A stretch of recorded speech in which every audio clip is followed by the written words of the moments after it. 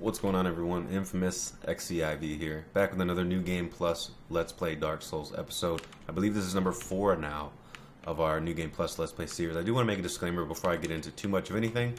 I did figure out what was going on with the my previous 3 New Game Plus uploads with the bitrate. The bitrate was very, very bad. And when I was switching from one version of OBS to the next, I didn't know that my settings didn't carry over with the bitrate in regards to the bitrate and buffer size, of course. So that is the reasoning for the bad quality videos. I do apologize. It's not up to my standard. And we're going to have some very, very high quality videos now that I've caught the problem and I can upload it in some sweet 1080p 60 frames per second. Without further ado, today we're probably going to explore the lower-ended burg and the depths, of course. Of course, we have to explore the lower-ended burg first before we can get to the depths. But, real quick, we're going to go get a really cool weapon. And these guys do tons of damage in New Game Plus, so I would have a shield with you. And also a divine weapon or something that scales with faith. The Greatsword of Artorias, I have a maxed out one. Does great physical attack damage, of course. Great on the critical. But it scales with strength, dex, faith, and intelligence, which is awesome. Perfect for traversing the catacombs. And or just taking out skeletons overall. Alright, these guys we want to take out quick. Just because that bone giant is right there. And we want to take him out pretty quick. Shouldn't be too much of an issue. We can stagger him at least. Whoa! That was a lot of damage. We'll get past him though. As soon as he does this attack, he's done for. Your compatriot is dead too. You will die. And over here there should be one more bone giant, I think. Maybe not. Picked up the Zweihander. Now, I already had the Zweihander. I just want to show you guys where exactly it was. In fact, a fun little fact for you guys is my first Titanite slab was actually used on these Zweihanders, so that I have a plus 15 Zweihander now. Whether you guys think it's a bad choice or not, the Zweihander scales pretty well with strength and dex, as you can see there. Not too hefty of a strength or dexterity requirement. And it does... it does great physical attack as well. Overall, we're looking at 565 physical damage weapon, and it's under the class of an Ultra Greatsword. Actually swings a little bit faster than most of your Ultra Greatswords as well, and has a funny running attack too. If you nail somebody with that attack and it's a lesser enemy, they would just get completely flattened, as if it was like Havel, for example, hitting them. Of course, let's get on with the real exploration today. Something I do want to note is that this cemetery is actually pretty well placed if you have the binoculars, which we will equip.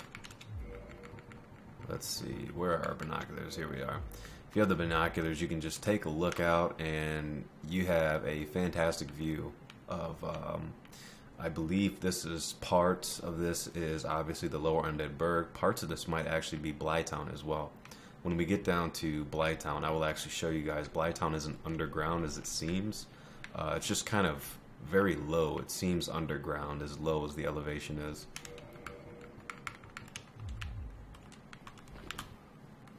Alright, onward to the lower undead burg.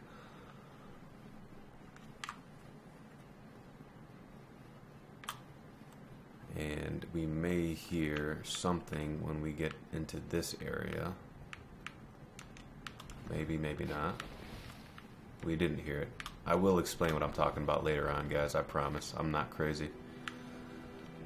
Alright, moving on. It's amazing how, from the point that I did the first New Game Plus episode to now, I'm figuring out roughly how much damage each enemy does, which is really interesting because when you think New Game Plus in Dark Souls, if you've never played New Game Plus before, obviously, you're thinking okay, I'm just gonna, slaughter every single enemy that I play against, and it really isn't necessarily the case. I've died to hollow undead soldiers and hollow warriors. I mean, it's very easy if you let your guard down to get killed by them, and not necessarily in the way that you want. It'll be, something that you didn't necessarily think was going to happen, and it just happened. So you have to stay vigilant. I mean, the game keeps you on your toes in that regard. Got the Ring of Sacrifice here. Oops, didn't want to do that, but anyways. This mystical ring was created in a sacrificial rite of Velka, the goddess of sin. Its wearer will lose nothing upon death, but the ring itself breaks. So something I want to note, in the last episode, we saw the character Oswald, the cleric. And we knew that he was a cleric, and he had some sort of association with Velka, because Velka is the goddess of sin, and he was also wearing the armor of Velka. I want to say you have to go to the mask to get any kind of description on it, but the mask of his armor set is called the Mask of Velka.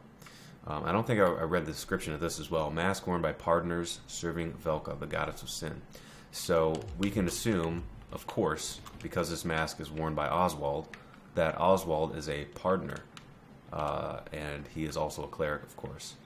Very interesting. We haven't heard his dialogue quite yet, but we will, of course. Oswald is a very interesting character. He shines a lot of light on someone who, an NPC, another NPC who actually does need some pardoning.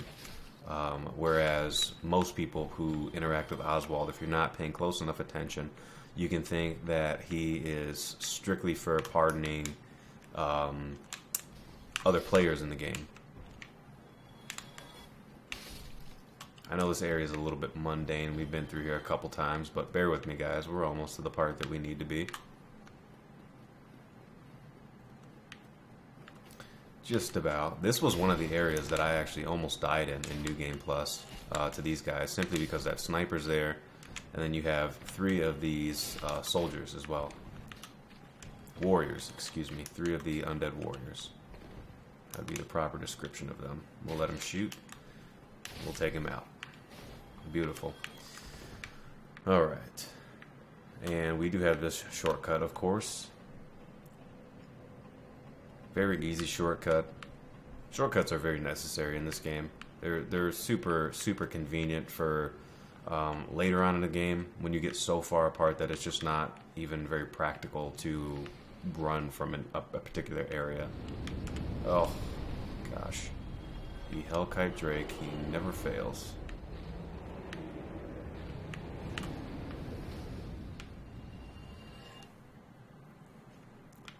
I actually need to be on this side of the bridge. I'm not sure if I'll make that run.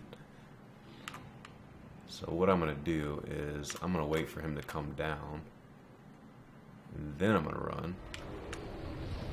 So hopefully I can get a little bit of a head start. Maybe. Maybe not. Okay. That was bad. That was bad. I will take the easier, the longer route, but the less dangerous route. Oh, man. I knew that was going to happen. Guys, I'm going to fast forward just a little bit so that you guys don't have to endure that, so that you guys don't have to endure me running back to the same spot that I already ran, fighting the same enemies that I already fought. I'll see you guys in just a second. Alright, so I did open that door already, but that's where we need to be. I want to go down here real quick just to see if he has any new dialogue. Oh, hello there. I will stay behind to gaze at the sun. The sun is a wondrous body, like a magnificent father. If only it could be so grossly incandescent. Oh, hello there. The sun, if only... Alright, Solaire doesn't have any new dialogue. I just wanted to see real quick. Should have some real soon, and I will kill you. I will kill you. Alright, we open this door with the Watchtower basement key, which I will show you guys a description of one more time. The Watchtower basement key. In fact, I'm incorrect in that statement. We open this up with the basement key. Opens the narrow passage leading below at the far face of the Great Bridge in the Undead Burg. The lower Undead Burg is a treacherous place. Do not turn your back on the wily thieves or the wild dogs who serve the Capra demon. That's true. You don't want to turn your back on any of those enemies. They're very, very... they can be vicious. They can be vicious. I will say that. Alright. Down, down, down we go.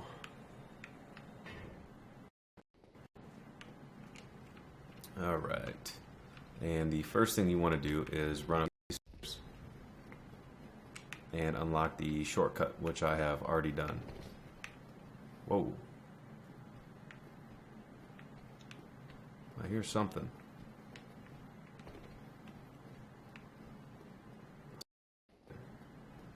Maybe I'm crazy.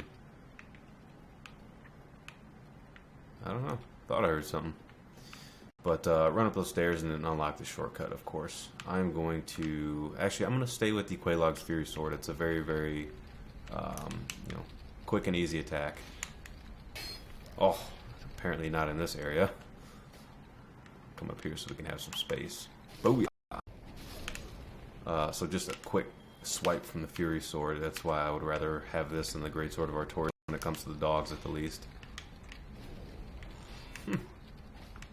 I have had that dog jump and die by that fire before. Because I remember I was looking for him and I could not find him, but he jumped in the fire. Alright, that's what the Quelaag's Fury Sword is good for. If we go this way, I don't think we have the key quite yet. But yes, we don't quite have the key yet.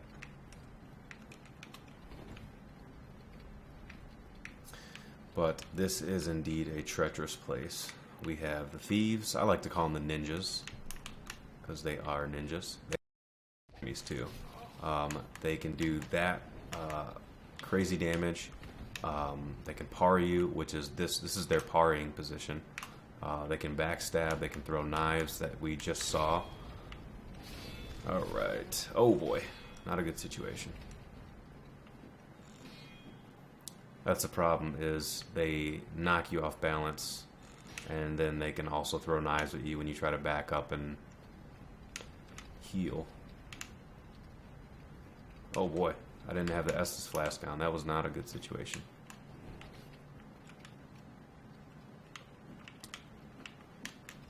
Oh. This isn't a good situation because we don't want to get pushed back there. We'll try to backstab him. Oh, that didn't work either. One more, and he's done. Beautiful. Yep, those guys can be quite a pain, especially in groups. I like to fight them one at a time. Now, there normally is... that's a rolling attack for the Quelaag's Fury Sword. There normally is another enemy that's in here. He rarely ever pops up.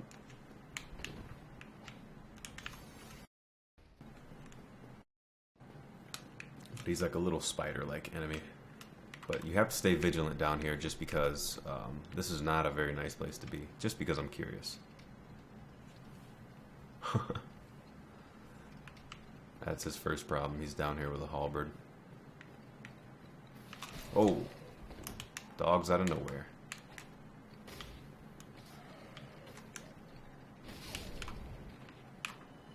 One hit kill. Alright, we'll try to draw these guys out. Oh, what do you know? Another 3Z.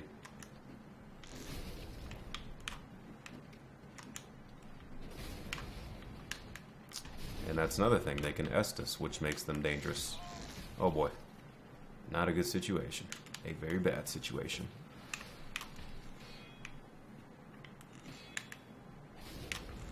Okay. Take you out, and there should be one more dog down here as well. There's one that we took out, and there's two dogs. So there he is. Welcome to join the party.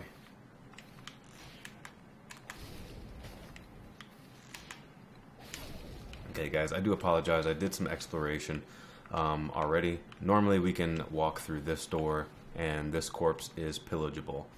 something that I do want to note to you guys is that actually you can't see it on this one.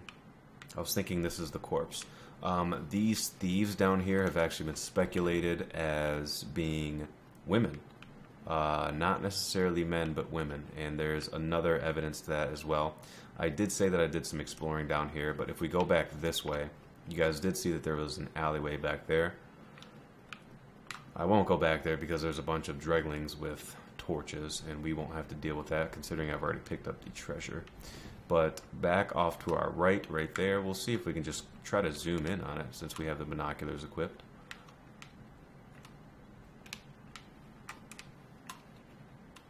Okay, back behind there is a body that you can pillage.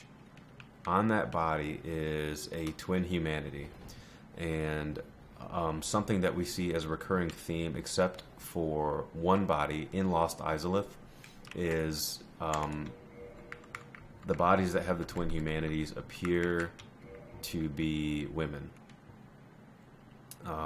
And it says nothing about women in the description. However, for those of you who have watched EMB, who was very popular for his Dark Souls videos and Demon Souls videos, and just Souls videos overall, he has noted that the Japanese do not distinguish sex in descriptions. So in descriptions, they will not say his or hers. I don't know exactly how they dance around that. Maybe they'll say names, who knows, but a recurring theme is that women bodies tend to have twin humanities, and we know that because if you look a little closer at the back of the body, while it's pillageable, of course, so say this dog is the body that we can pillage, we turn around, we see the back, and there is normally a strip of cloth that would look like the de facto bra. Very interesting fact. Gonna change up the weapons here. Something that I would find useful against Capra Demon. What's a good sword that we could use? And we are way too far. Normally I would just say the Great Sword of Artorias, but I haven't really used the Black Knight sword yet. So we'll use that. We'll keep the same shield just because of its stability factor. And of course it's light. But the main problem with the Capra Demon fight is that it's not necessarily going to be Capra Demon that's the issue. It's going to be the dogs that's the issue. So I will probably die, maybe once or twice. If I do, we'll just start over. We'll run back down here. I will fast forward that for you guys, of course, so you don't have to deal with me killing the enemies over again. But we will destroy Capra Demon today. We'll equip this just for shoots and giggles. Oh, we actually can't buff the Black Knight sword. We will take that off then. Alright, here we go. Whoa, I had no idea he was going to bust right through our poise.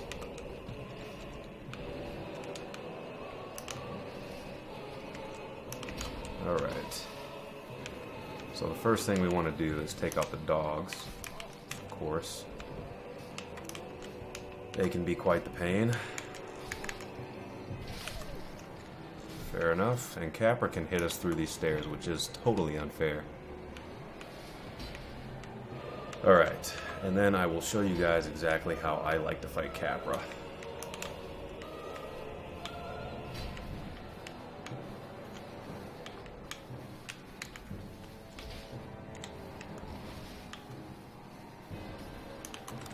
Whoa, not like that.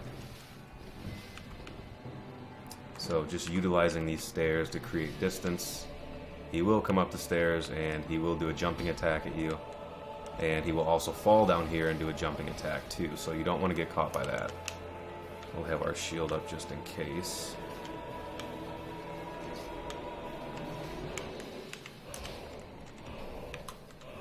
And it's also a good thing if you know how to use iframes. Against Capra Demon, I don't, so I don't even try to risk it. And there is death number 1.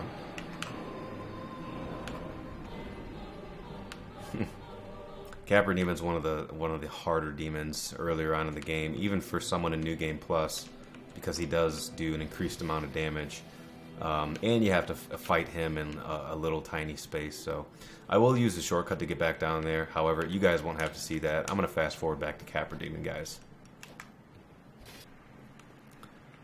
Okay, guys, we are back at Capra's domain. Hopefully this time we'll be able to get an edge on him. It's mainly the dogs that are going to be the biggest pain. But if we can get up here in a timely fashion and take out both the dogs, which is going to be a big pain, then we may have a chance. And one of the dogs is still alive. Alright, we got to get up here and heal now.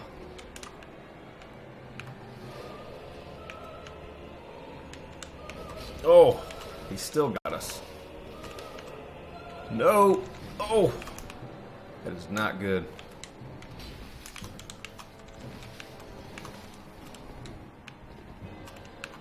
Oh boy.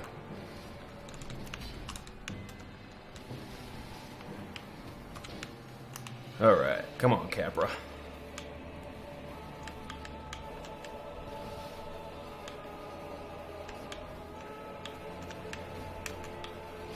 Oh boy.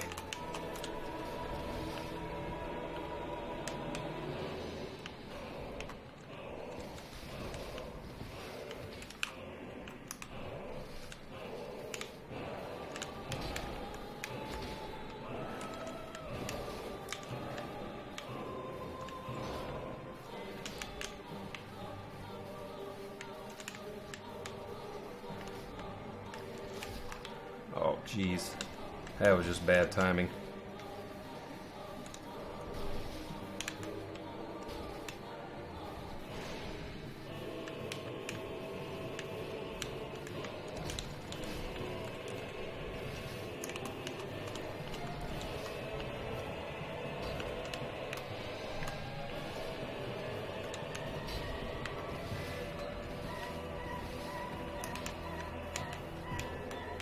That's a good opportunity to attack if he falls down there.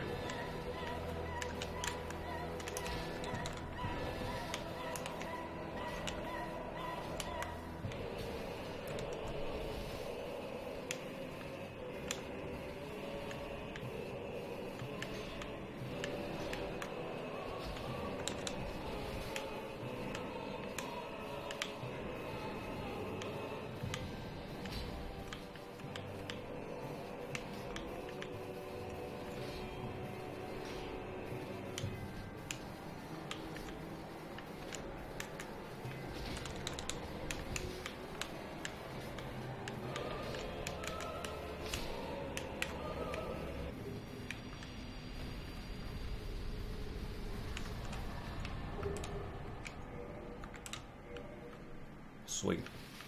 Capra can be a frustrating boss for many people just because the space that you have to fight him in is so incredibly confined, and a lot of his moves are a wide radius, especially with his dual swinging demon axes, or great machete I think it is. We have his weapon here. We'll take a look.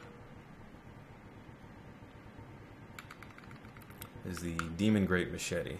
So we can't even wield it quite yet. So that's Capra's Demon Great Machete.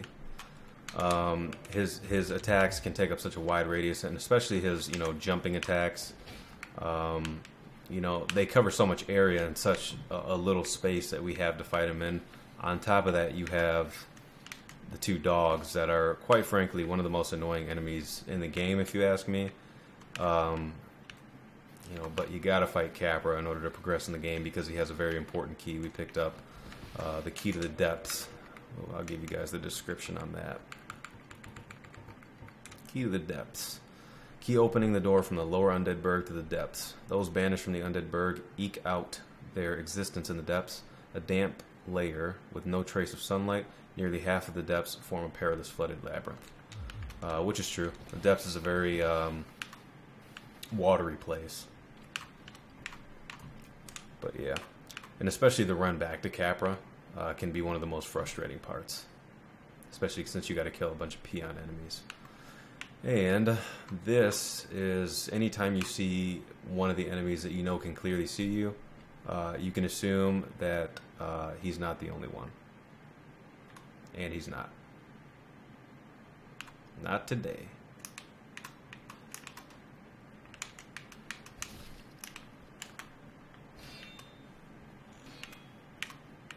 Gotta make sure that one doesn't attack us either. Not today. Now, normally I don't even try to parry just because these guys can take out a lot of damage if you're not careful with them. And especially in New Game Plus, these guys can take out a hell of a lot of damage, especially if they get a parry or a backstab on you. That position where they're holding their shield up and their knife in a poised position, they will parry you just about every time that you hit them. And it does take out a heck of a lot of damage. Let's go up here. Just before we go anywhere. Easy backstab there. Let's read this message. Try jumping. Let's not. And here's a very interesting NPC. And the volume on this NPC is actually very quiet, so I'm going to move the camera over here just so that you can hear a little bit better. You still have your senses about you. Then why won't you buy some of my moss? I need your souls.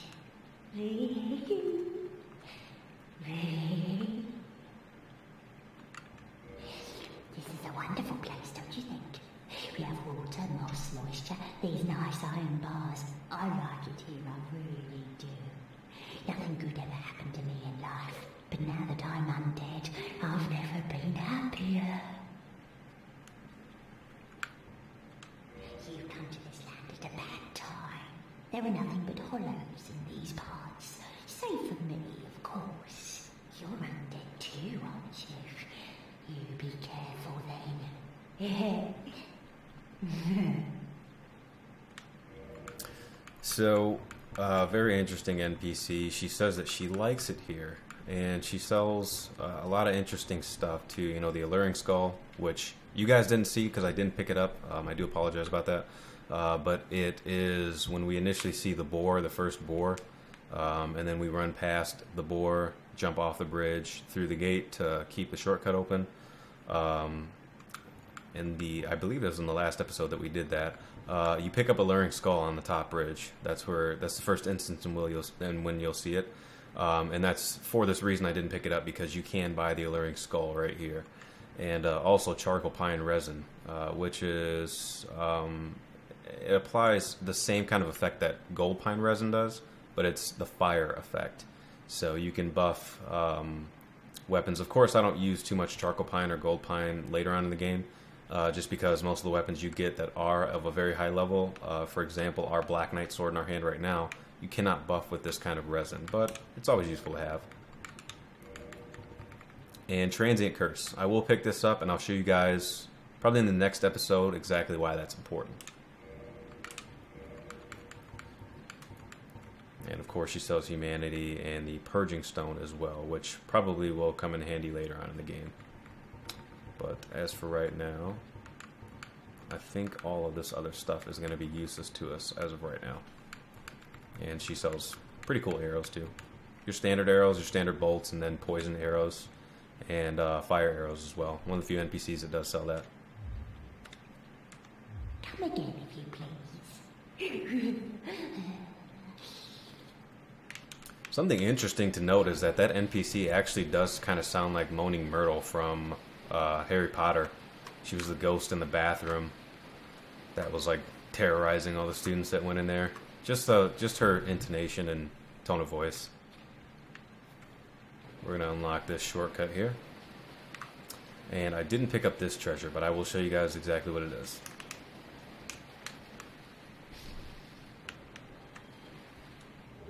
Soul of a Lost Undead. Now, you do want to kill this rat.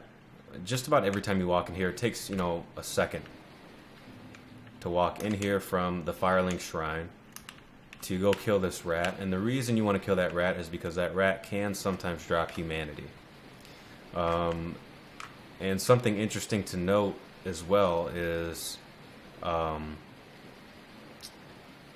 you know, how can that rat drop humanity when it's not an actual person?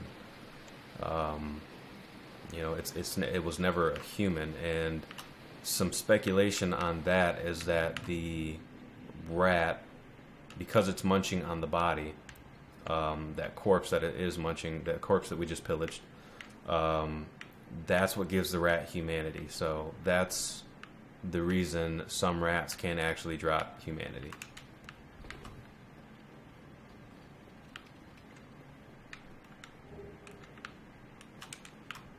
All right. Now I think that's going to do it for today, guys. Trying to keep this episode a little bit shorter, trying to keep the episodes a little bit shorter, a little more eventful. So I don't want to keep them incredibly long-winded. So just to make sure that they have a little bit of action and I'm in a little bit of story and lore as well. But I will keep you guys posted, of course, as always. This is the infamous XCIV. I hope you enjoyed this episode, and I will see you all in the next episode, guys. Peace.